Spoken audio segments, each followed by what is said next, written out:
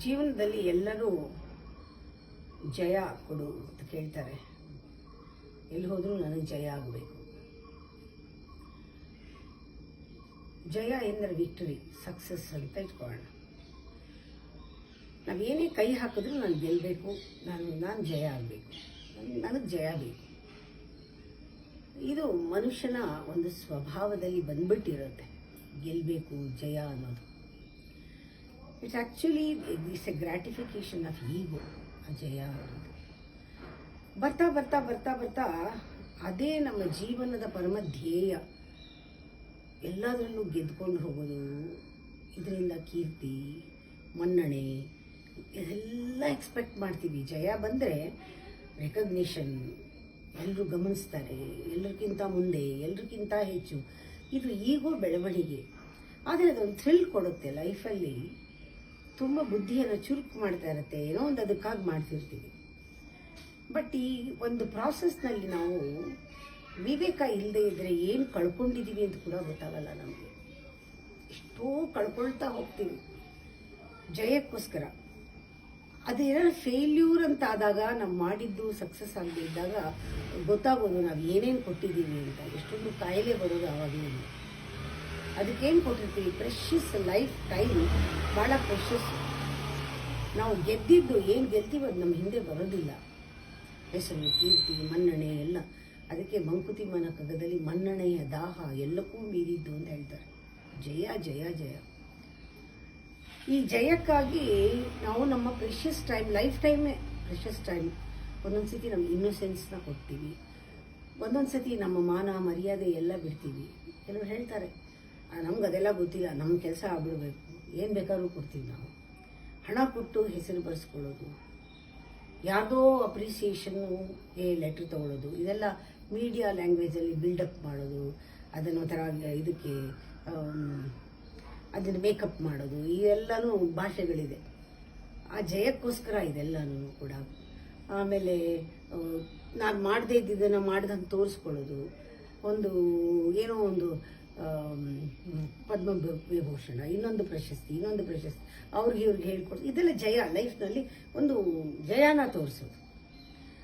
ಈ ಪ್ರಾಸೆಸ್ನಲ್ಲಿ ಏನಾಗತ್ತೆ ಅಂದರೆ, ನಿಜವಾದ ಜಯ ಅಂದರೆ ಏನು? ಜಯ ಈಸ್ ದಿ ಹ್ಯಾಪಿನೆಸ್. ಬರೀ ಹ್ಯಾಪಿನೆಸ್ ಅಲ್ಲ, the climax of happiness, blissful. ಯಾವಾಗಲೂ ಆನಂದವಾಗಿರೋದು, ಬಿಡುಗಡೆನಲ್ಲಿರೋದು, ಸಂತೋಷವಾಗಿರೋದು, ಯಾವುದೂ ಭಾರ ಇಲ್ಲದೆ ಆರೋಗ್ಯವಾಗಿರೋದು, ಇದು ಜಯ. ಎಷ್ಟೋ ಸತಿ ವಿ ಗಿವ್ ಅವರ್, ನಮ್ಮ ಸೋಲೆ ಕೊಟ್ಬಿಟ್ಟಿರ್ತೀವಿ, ನಮ್ಮ ಆತ್ಮಾಭಿಮಾನವೇ ಇರೋಲ್ಲ. ಆ ರೀತಿ ಅದಕ್ಕೆ ಜಯಕ್ಕಾಗಿ ಕೊಟ್ಬಿಟ್ಟಿರ್ತೀವಿ. ಇದು ಸಂತೋಷವಾಗಿರೋದು. ಯಾಕೆ ಜಯ ಅನ್ನೋದು ಬಹಳ ಕಷ್ಟ ಅಂದರೆ, ಇದಕ್ಕೆ ತುಂಬ ಜನದ ಮೇಲೆ ಡಿಪೆಂಡ್ ಆಗಬೇಕಾಗುತ್ತೆ. ಇದು ನನ್ನ ಕಿವಿ ಮಾತು, ಅನುಭವದ ಮಾತು. ಈ ಜಯ ಬೇಕು ಅಂತ ಹೊರಟಾಗ ನಾವು ಕಾಂಪಿಟೇಷನ್ಗೆ ಬೀಳಬೇಕು, ಎಷ್ಟೋ ವೈಲೆನ್ಸ್ಗಳಿಗೆ ಬೀಳಬೇಕು. ಜಯ ಅಂದಾಗ ಬೇರೆಯವ್ರ ಮೇಲೆ ಡಿಪೆಂಡ್ ಆಗ್ತೀವಿ ನಾವು. ಅವರ ಒಂದು ಕನಿಂಗ್ನೆಸ್ಗೆ, ಅವರ ಕ್ಲವರ್ನೆಸ್ಗೆ, ಅದಕ್ಕೆ ಇನ್ಫ್ಲೂಯೆನ್ಸ್ ಆಗ್ತೀವಿ. ಆಮೇಲೆ ಅದು ತುಂಬಾ ದೊಡ್ಡ process. It depends on our victory, depends on so many things, so many factors. But real ವಿಕ್ಟರಿಗೆ ಯಾರ ಮೇಲೂ ಡಿಪೆಂಡ್ ಆಗಬೇಕಾಗಿಲ್ಲ. ನಾವೇ ನಮ್ಮ ಸಂತೋಷಕ್ಕೆ ಕಾರಣ, ಯಾರೂ ಸಂತೋಷಕ್ಕೆ ಕಾರಣ ಅಲ್ಲ. ಜಯ ಗಳಿಸಿ ಪಡೆಯುವ ಸಂತೋಷ ಯಾವತ್ತಿದ್ರೂ ಕೂಡ ನಶಿಸಿ ಹೋಗುತ್ತೆ ಆ ಪ್ರೋಸೆಸ್ನಲ್ಲೇ.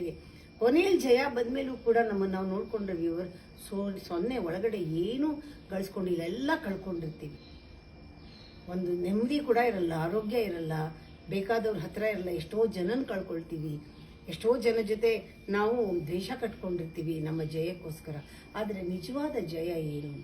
ಆ ದಯೆ, ಕರುಣೆ, ಆಮೇಲೆ ವಿನಯ, ಇವೆಲ್ಲದರಿಂದ ಉಂಟಾಗುವಂತಹ ಆ ಪರಮಾತ್ಮ ದಯ, ಜಯವನ್ನು ಪಾಲಿಸು ಅಂತ ಕೇಳಿದಾಗ that Jaya is success, is ನಿನ್ನ ಪಾಡನ್ನು ನೀನು ಆರಾಮವಾಗಿರೋದು ಅಂತ.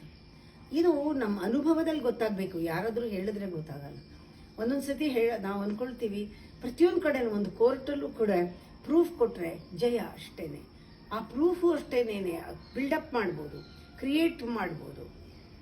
ಇಷ್ಟು ಜನ ಕ್ಲಾಸ್ ತಗೊಂಡಿದ್ರು ಕೂಡ ಇವತ್ತೂ ನಾವು ಎಣಿಸಿಲ್ಲ ಗುಡ್ಡದಲ್ಲಿ ಅಪ್ಲಿಕೇಶನ್ ಫಾರಂ ಇಲ್ಲ, ನಾವು ಮಾಡಿದ ಕೆಲಸಕ್ಕೆ ಯಾವ ಪ್ರೂಫೂ ಇಲ್ಲ. ಯಾರೋ ಬಂದು ನಿಂತ್ಕೊಂಡು ಫೋಟೋ ತೋರಿಸ್ಕೊಂಡು ನಾನೇ ಮಾಡಿದ್ರು ಅಂದ್ರು ಎಲ್ಲ ಪ್ರಪಂಚ ನಂಬಬೇಕು. ಆ ಥರ ನಾವು ಏನೂ ಇಟ್ಕೊಂಡಿಲ್ಲ.